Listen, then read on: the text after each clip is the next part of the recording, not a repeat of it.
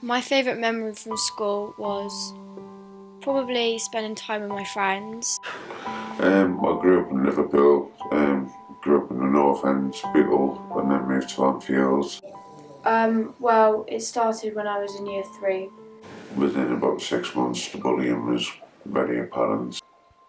Like, I was physically beaten some days, and then other days I would have abuse thrown at me. The first incident, I was locked in a room for like 2 weeks, and although I wasn't physically bolted in the room, he had a bit of cotton tied to a nail to the door frame, and he knew, like, even when they went at the pub, that I'd gone to the room to go to the toilet or to make a bit of toast, and I'd get like battered for it.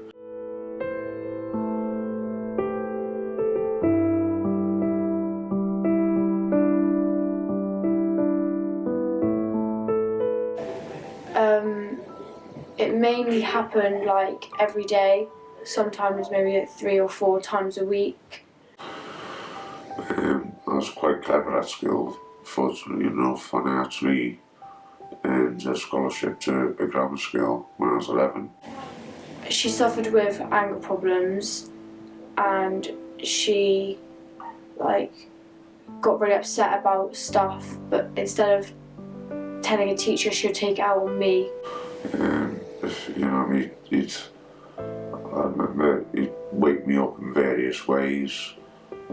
He'd pin me down, put wet flannel over my face so he couldn't breathe.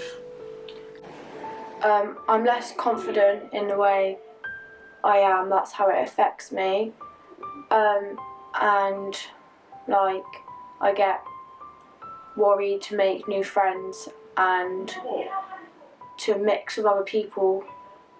Well, I unfortunately ended up into the prison system, and by the time I got out, my stepdad had left my mum for another woman, so I came out and he was no longer a threat. The word bully means to me like something horrible, and I don't like the word at all because I feel like nobody should have to go through any of it. A bully is a coward who hides behind closed doors, disguises his true personality from everyone else who surrounds himself with, and is a totally different person to the victim who is bullying.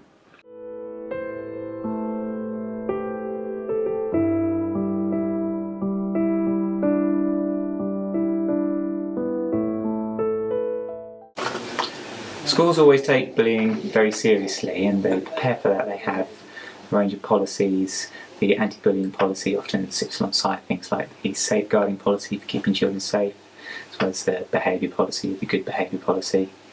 And the biggest part of anti-bullying work schools do is obviously prevention, and so helping children understand what it is. So schools try hard to have a clear definition of bullying. A really common definition for bullying might be something that someone does to another person to deliberately cause emotional or physical harm, but importantly that it continues over a period of time, doesn't stop.